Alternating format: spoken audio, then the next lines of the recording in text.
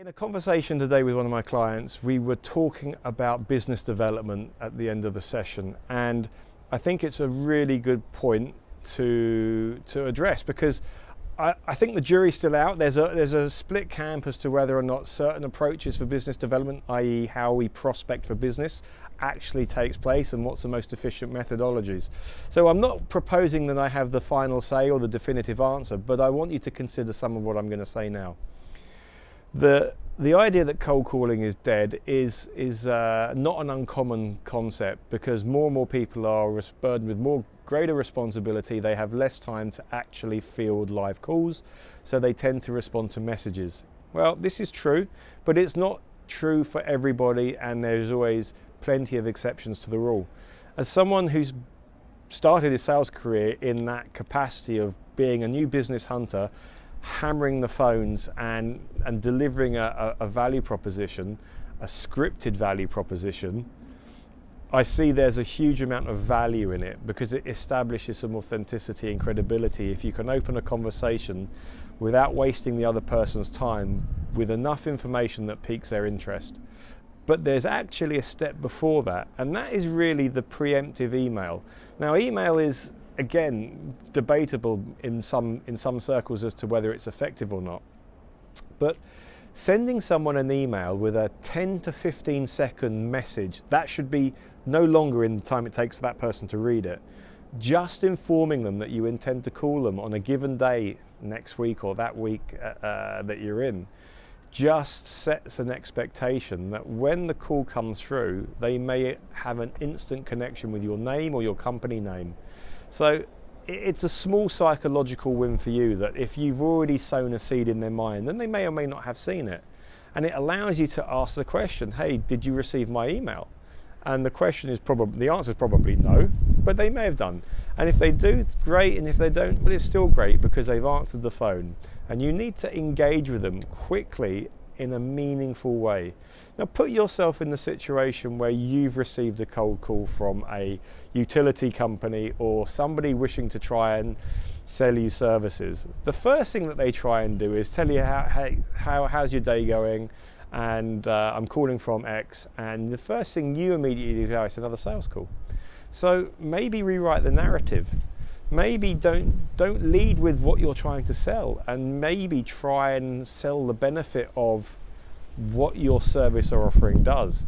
And this is something to be explored, and it's really dependent on what it is your business, your service, your sale, your product actually presents and represents in terms of benefits for your ideal client. But you have to try and pique their interest for them to want to know more. And the purpose of that call is really to either arrange a time to have a deeper conversation or video call, or ideally for some, a meeting in face-to-face, or facilitate the next stage of the engagement that you can share with them more detail in a time that's convenient. Because remember, you've called them out the blue, and you never know that situation that person might be in, whether in the immediacy of that moment they're under loads of pressure to get something else done, maybe they've had a bad day.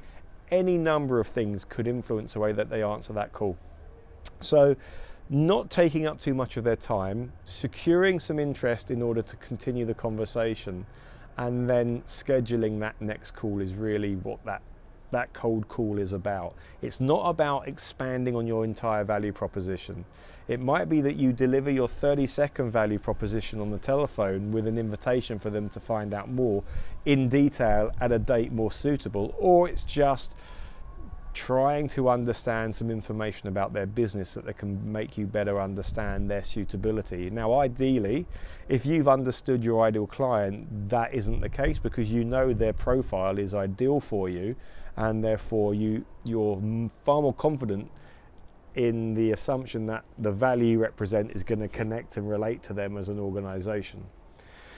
The mechanics of it is having the right words polished, but stick to a script. Make it sound like they're natural words. Own the words. You don't want to be sounding like you're a robot speaking from a script. But the other thing is you've got to have a clean mindset a clean energy about what you're doing, you can't take judgment into the call, because underlying energy from a previous call will create that energetic barrier in your voice, in the way that you respond, etc. It's a fine line, actually, and you hear people being overly false and overly enthusiastic, and it doesn't come across as authentic, for want of a better word. And you've just got to be in the mindset that you know that the value you represent is such that they really would want to know about what you're proposing, and that it's in their interest to have that meeting, and you've got to try and convey that.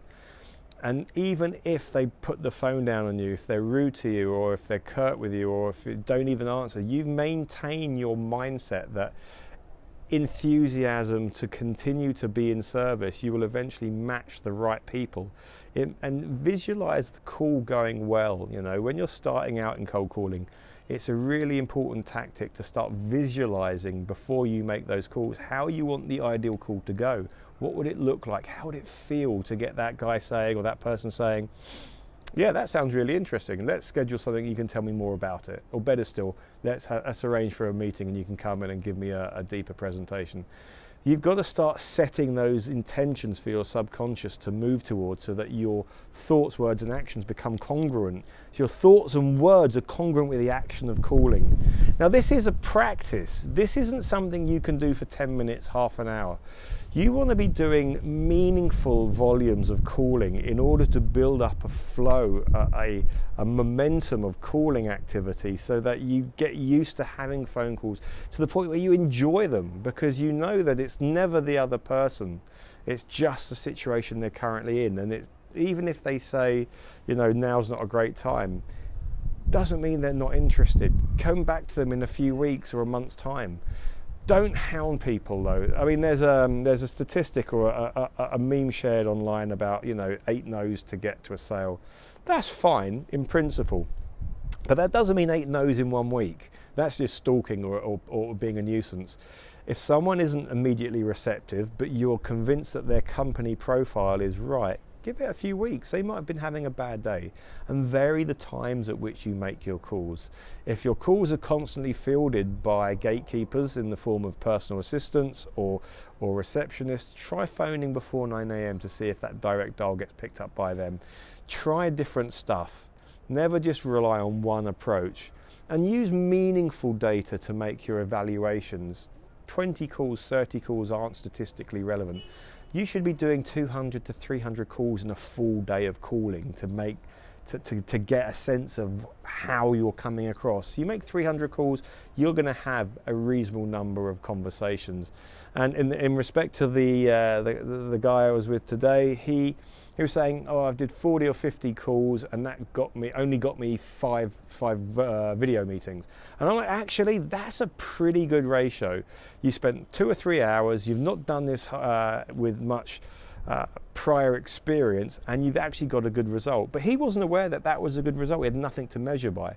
So by doing some serious focused calling, you start to get a sense of what's possible in the given time, and you get immediate feedback by the way that people respond to what you're saying, and that should allow you then to fine-tune your value proposition. The whole process is entwined. The cold calling is a dimension of or an extension of that value proposition delivery. So that value proposition has to be crafted for that medium, for that telephone conversation where you don't get to see people's facial reactions and body language. You don't know what kind of day they're having. So just consider everything in a whole. Don't compartmentalize. Once you have the VP, make sure it's appropriate for the phone call. Make sure that you're clear on what you want to achieve from it. So anyway, that's quite a lot of information this time. What do you think? How's that helped you? What has been your experience? I'd love to hear, so let me know in the comments below, and I'll see you next time. Thank you very much. Bye-bye.